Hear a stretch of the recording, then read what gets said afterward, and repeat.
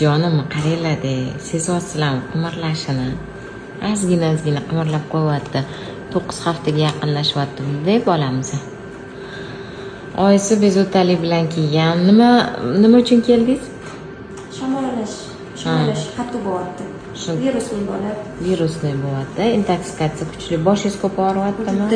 Yotoqchilab qolyapsizmi? Haqiqatan temperatura bermadi. Yo'q, issiq ham yo'q.